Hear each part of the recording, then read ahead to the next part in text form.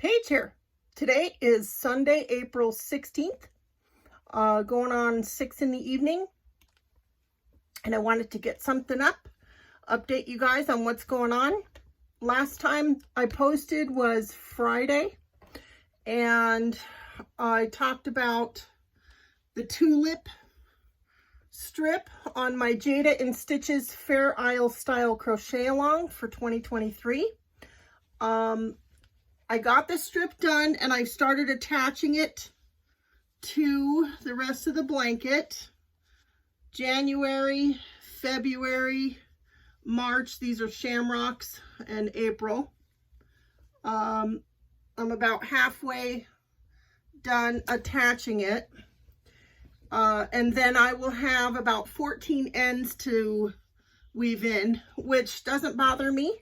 I don't mind weaving in ends. I find it relaxing. So what I thought I would do is work on this and chat. I do want to show a little something new and different, just to keep it colorful. Around Christmas time, well, around November probably, I made this little cat toy. It's a piece of candy in a wrapper. My cat likes it because she keeps her nails real sharp. Don't all cats do that? And all she has to do is bat at it, and her claw will catch just enough yarn that it'll come with her on her claw, and then she'll get into a little battle with it. But she doesn't play with it for too long. She has a little bit of fun with it, and then she's bored. But every now and then I'll bring it out and chuck it, and she'll go after it. So that's that.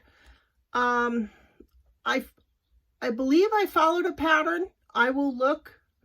I create a playlist of patterns that I like. So I'll check my playlist, and I'll link the pattern just in case anyone's interested. So that's that. Okay, so I have my crochet hook around my neck, duct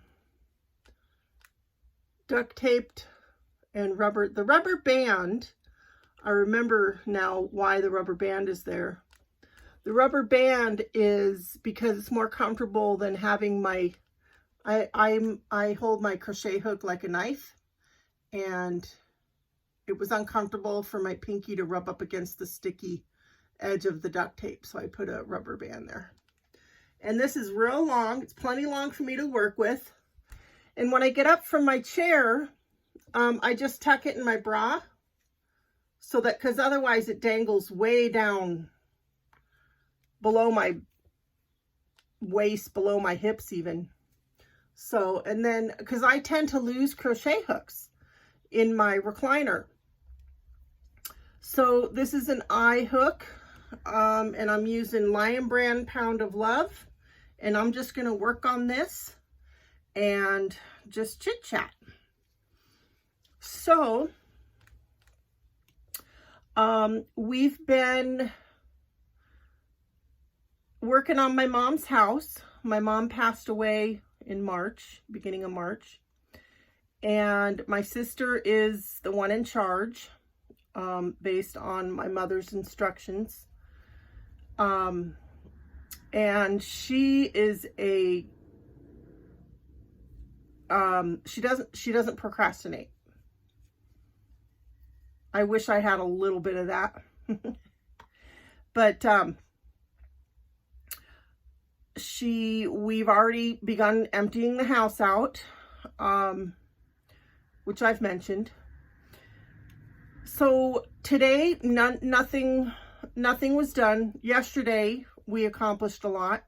Today, my sister works at a school, and it was their spring break this past week. So today is her last day before going back to work. So, I'm sure she wanted to have some downtime before hitting the job site. Yesterday, so I get the tasks that I can do sitting down because of my back. So they would bring me drawers of silverware and cooking utensils, and I would go through and set aside what was good enough to keep or put in a garage sale. Or my brother hasn't made it down yet. We're expecting him this week sometime. He has back trouble too, so it's not easy for him to make a road trip. So we're setting aside anything that he would want to see before taking the next step with any of the belongings of my mother. So I did a lot of silverware sorting. I did not find anything that was pure silver.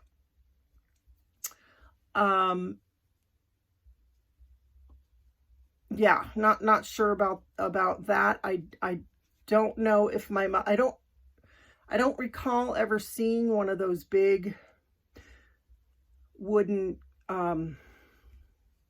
silverware organizer things. I think she had some at one point, but it may have been stolen. Years ago, my mother was out of town for the whole summer, and she rented the house for the summer. And when she got home, several items, this was way back in the 80s, several items were gone, and the people were gone. So I remember that being a very upsetting, traumatizing event. And I mean, they rifled through drawers. They looked for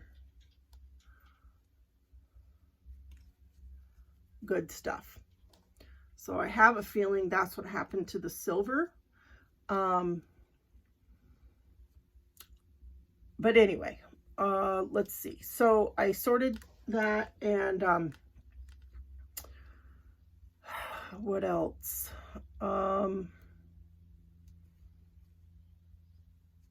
We have a dumpster, and we're throwing away, you know, just stuff that, because my my mother was elderly, her health was not good, and so basic maintenance things and tidying up and decluttering inside, outside, all like that wasn't getting done. She simply could not do it.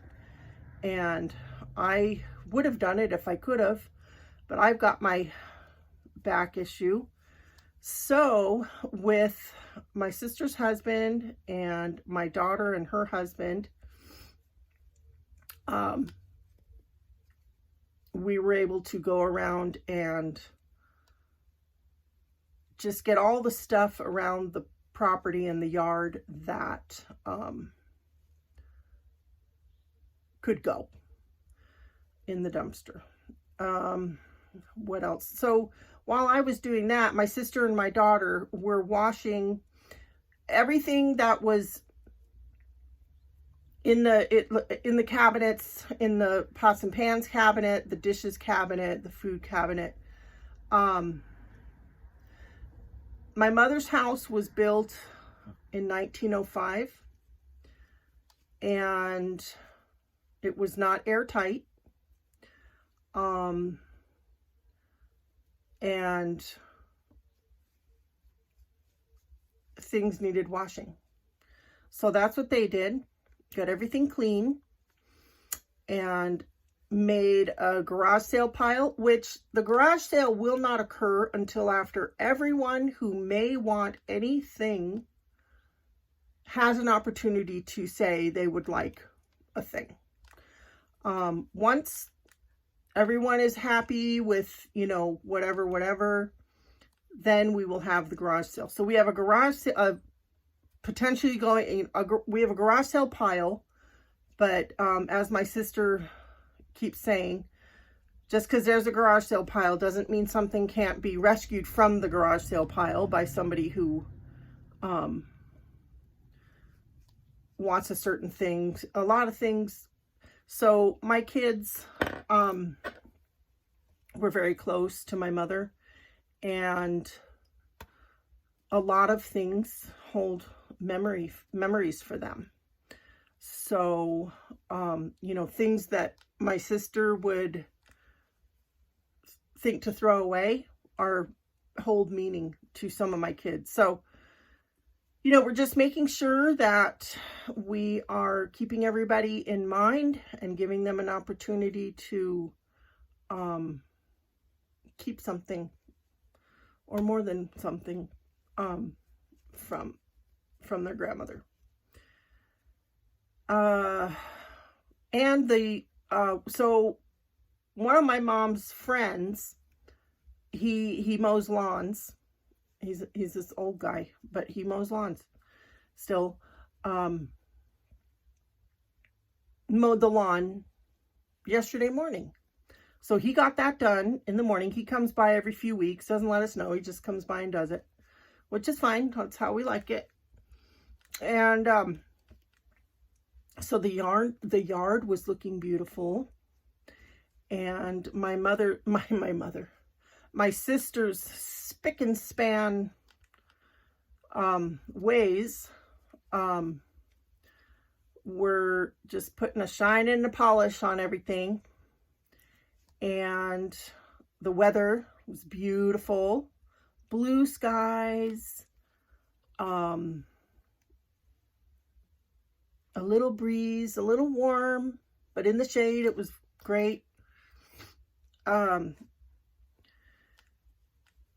It was just a beautiful day, and I worked hard, and I felt so good. And then everyone, oh, let's see, I don't know what time it was that everyone, you know, went home. I rent a cottage on my mom's property, so I'm here. Like, I live in the cottage. My mom lived in the main house. So they come, we work on the main house, then everybody goes home, and I come back to the cottage. This is where I live, in the cottage. Took a shower, got in a clean nightgown, took some back medicine because, okay. So the guys were in clean up the property mode. And I had a bench that needed to go, a wooden, like, kind of a park bench type thing that needed to go. I had some wood from a workbench that my son left behind, that he didn't take with him when he moved, that I wanted. I had the surface taken off because it was not, you know, it was funky, and replaced the surface with white melamine board. That's actually the desk that I'm at right now. Well, the old top was outside, out front of the cottage. Just things, like, I can't even think anymore. What else? Just stuff, you know, how it just builds up, and every now and then you got to do a sweep, you know, and you got to just get rid of it all. So it's hard to not do things that you want to do because it hurts your back.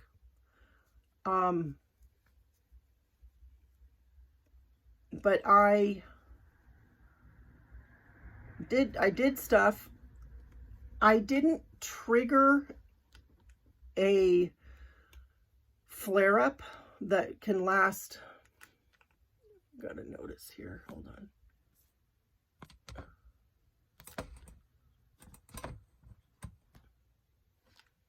Working on my thing here. I didn't trigger a flare-up, but I wore myself out yesterday. Getting stuff done. It feels good to have it done. I was just praying I wasn't going to trigger a flare-up that lays me up for 3 weeks or more. And I have to walk with a cane, and it's just terrible. Luckily that didn't happen. But yeah, I was sweeping outside and just doing stuff. I was just motivated. And so when everyone was done, my mom's kitchen,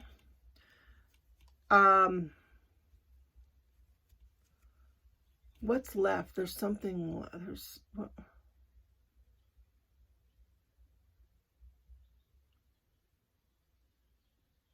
the freezer. We have to go through the freezer. Trying to think. I think they pretty much basically finished the kitchen, my sister and my daughter. I feel like there's more, but anyway. So whenever, you know, when we had reached a good stopping point, and everyone went home, I took my shower, changed into a clean nightgown, took my meds, and just took it easy.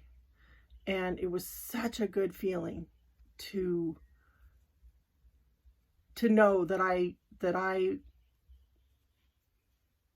was productive yesterday. So my back thing has been an issue since 2009, but it hasn't affected my ability to work 20 to 25 hours a week. 30 hours a week is, I can't work 30 hours a week is way too much for my back. So for the last several years, I've only worked at the most 27 hours a week. I have to rest. I have to rest it. I have to have downtime for my back. So for about a year now, I have only been tutoring my nephew 2 afternoons a week, transporting him 2 days a week, and transporting, I have a client who no longer drives, and I transport her to the grocery store once a week. And then occasionally when she needs to do business, you know, with having to do with taxes or whatever, I'll drive her then, you know, for that. But it's really just once a week to the grocery store. So that's it. That's all the work I've been doing. And so I've been doing a lot of crocheting, and I started this channel. Yeah, I had several kind of, not resolutions, New Year's resolutions, but goals for 2023. And one of them was to start a YouTube channel. My goals for the channel, really, you know, I don't have huge lofty goals for the channel. It was mostly, starting the channel was mostly motivated by wanting to give back to all the channels that I enjoy so much. You know, to contribute to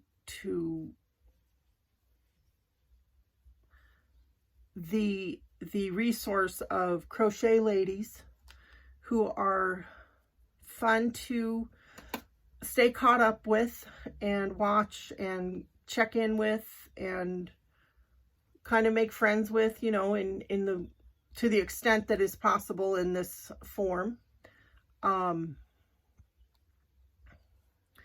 And so I wanted to give back in that way. And it gives me something to, I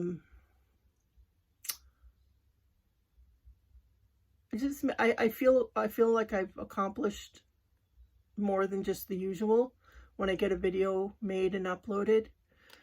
And it's nice to see that people are watching, and that, you know, I'm getting my subscribers. Every now and then I'll get some more subscribers.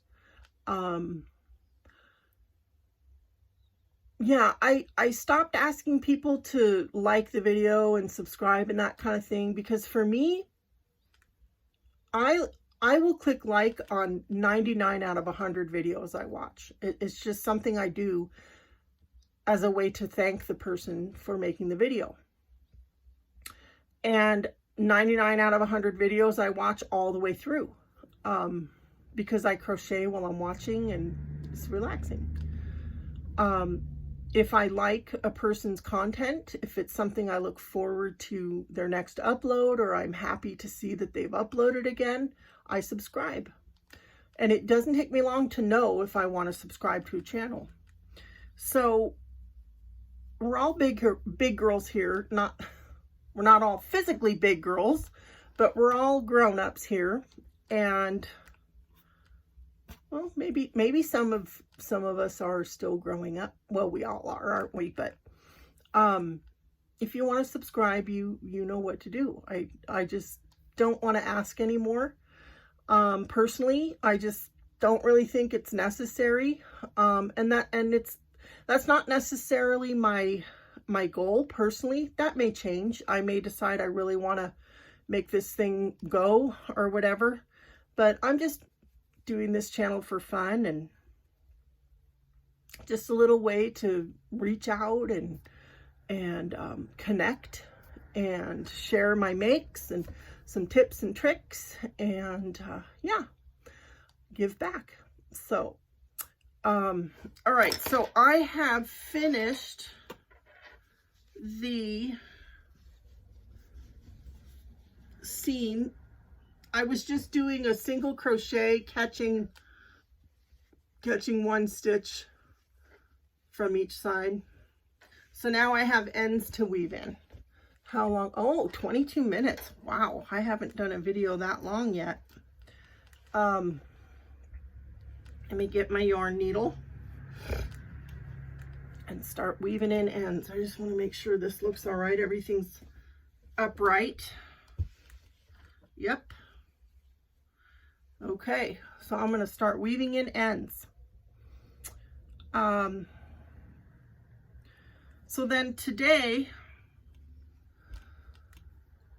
woke up, went to church.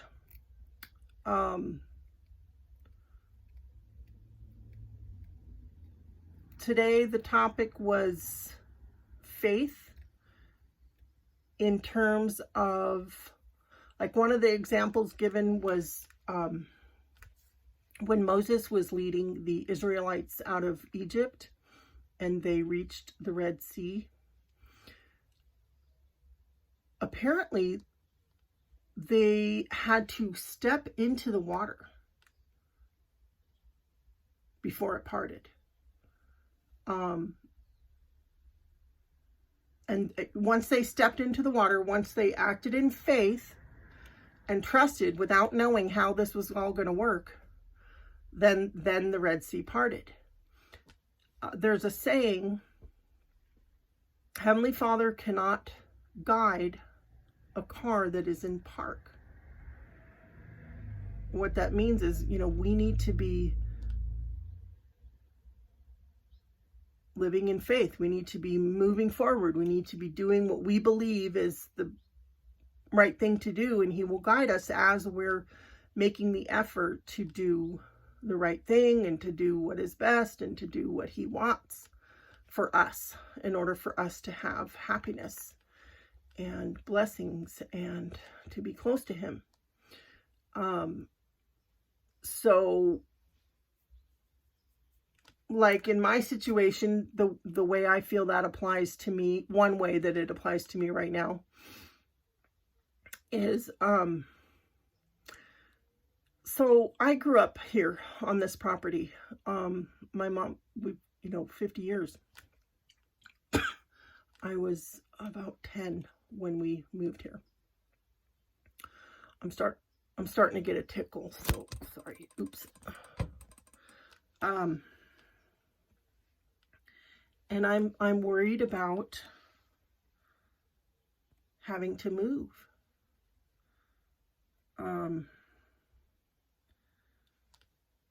But the day my mom passed away, about a little over a month ago, so many things lined up. She started feeling very ill around 4:30 in the morning. Her friend who rents a room from her called and left a voicemail for me. So he left that message at about 7:20 in the morning, and I'm usually not awake at that time, but I happened to wake up at 7:30, 10 minutes after he left the voicemail, and the voicemail was asking me to go over there, because she'd been throwing up and, jaw pain and not good. So I immediately checked my daughter, who is an RN, she lets me check her, she lets me see her location. All my kids have iPhones, and so I have an iPhone. I actually prefer the Android, but I have an iPhone because all my kids have iPhones and we can FaceTime. My daughter, who's a nurse, allows me to see her location whatever time. It's kind of a safety thing, and it allows me to know whether or not I can call her if she's, at work or school or whatever. She's almost done with school. Well, for now, but anyway. Long story short, I checked her location and saw she works night shift. Saw that she was exiting the hospital and going out to the parking lot. So I thought, oh, perfect. So I called her to ask her to call my mom and assess her over the phone. Come to find out later, my daughter told me that if she had exited the hospital a minute earlier, she wouldn't have picked up my call because she has to take a shuttle to her car, and she doesn't answer her phone when she's on the shuttle. Something I've learned recently, in big cities, it's quite a no-no to talk on your cell phone in public. I know when cell phones first came out, everybody hated people talking on the phone. Now you'll hear it, and it's not a big deal, but in big cities, on a shuttle, when, everyone's kind of trapped there for their ride, you just don't, because you just don't know, you just don't know who might be triggered by hearing someone talk on the phone. So she would not have picked up, but she had stayed inside for an extra minute talking to a coworker before exiting the building. So when she exited the building, she realized the shuttle she would have caught had already gone. So she was just going to wait for the next one, which is I think that comes every 15 minutes or something. So that was so that's the second interesting synchronicity that happened the day my mom passed. I woke up at 7:30 and saw that there was a voicemail. I sleep through my phone, ringing and everything. But anyway, I woke up.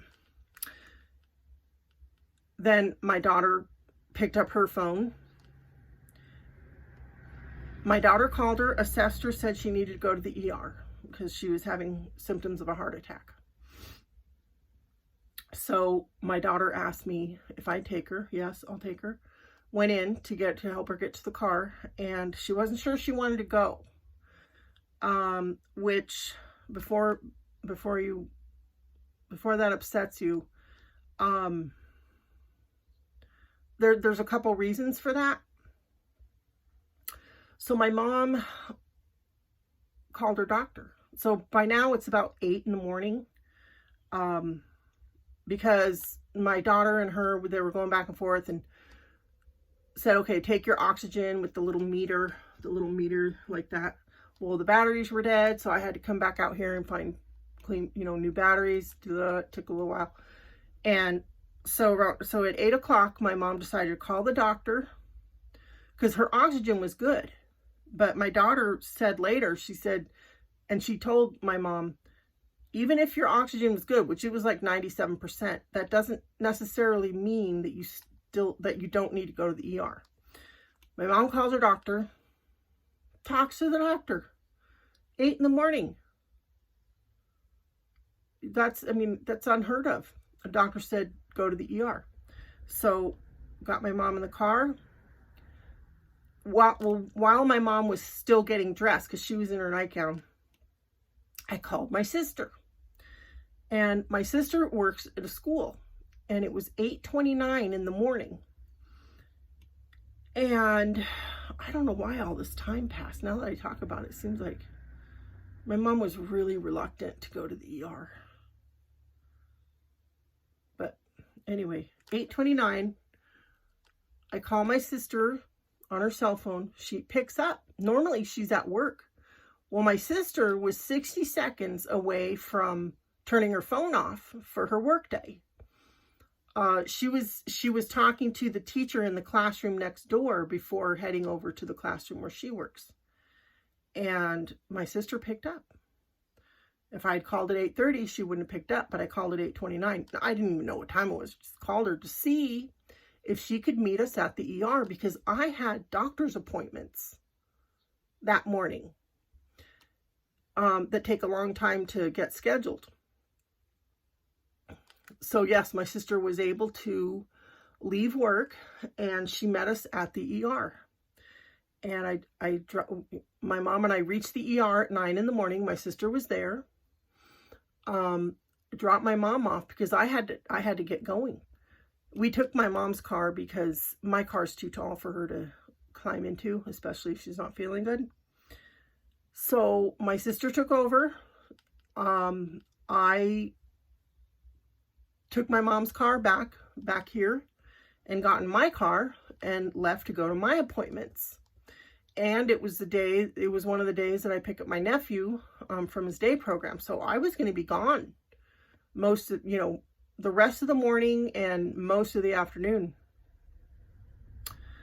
Go to my appointments. My appointments are done, but I don't pick up my nephew for about an hour and a half.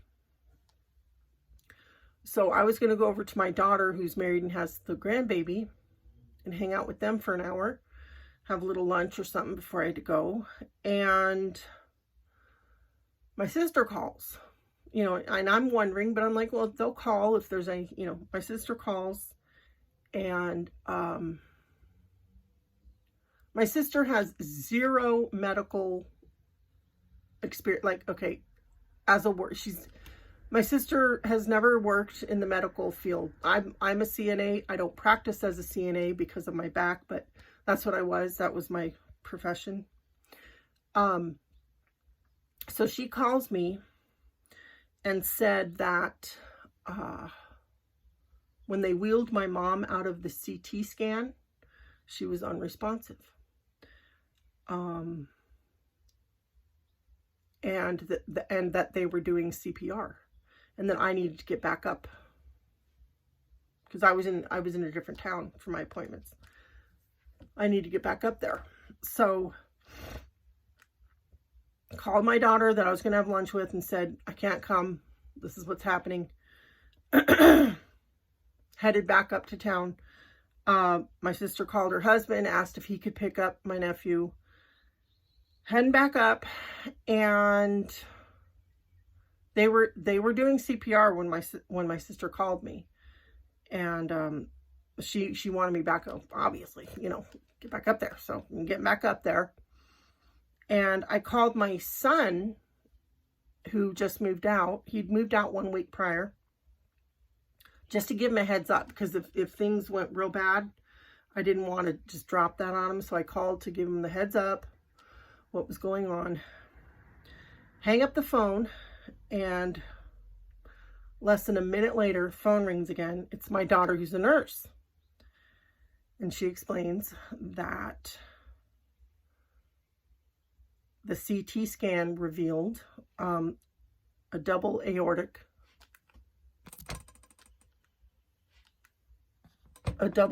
dissection. My mom was 86 and she had heart trouble all her life. So, you know, this is what happened. The thing is, they had the hardest time getting an IV into my mom that morning at the ER to do the dye, to do the CT scan. But they eventually, finally got it. She went in for the CT scan, and as they were wheeling her out, she went unresponsive, lost her pulse. They did CPR for half an hour. And in this half an hour, they got the CT scan results and saw what had happened, why she went unresponsive, you know, why she lost her pulse. Well, that told the doctor that, you know, there was like, in order for her to survive, they would have to continue CPR until she got to the next city. And hopefully in that city, at that hospital, there would be a very specialized vascular surgeon to do a very specialized and risky surgery. Her chance of surviving it were very slim. You know, it was not looking good at all.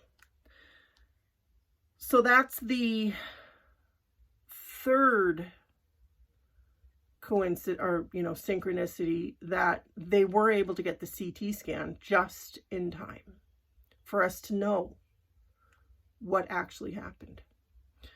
Then, see here, I'm not weaving in my ends.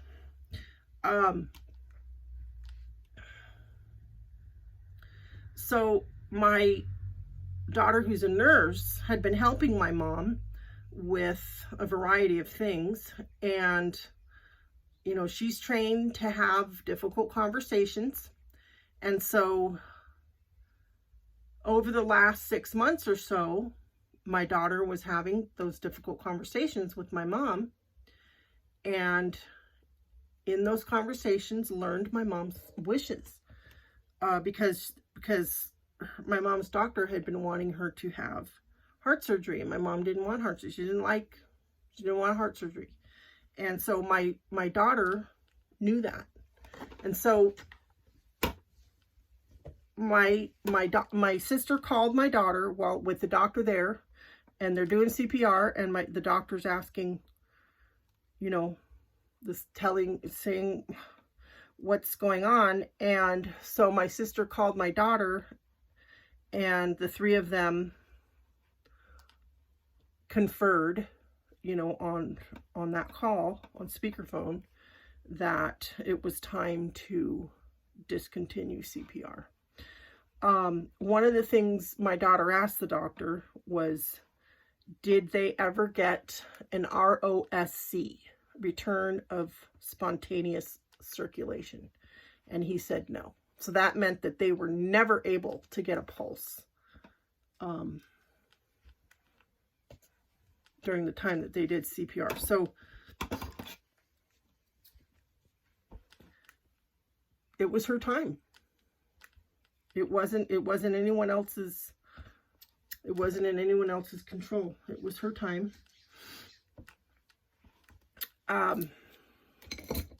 Which is a comfort to me and to my sister, because my sister was the power of attorney for her health decisions, and it's comforting for my sister to know that my sister did not decide whether or not my mom lived or not that day.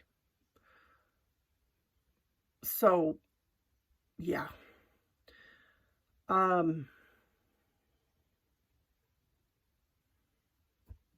There were other synchronicities, but you know, it's kind of a heavy story to tell, so I've kind of lost my train of thought. But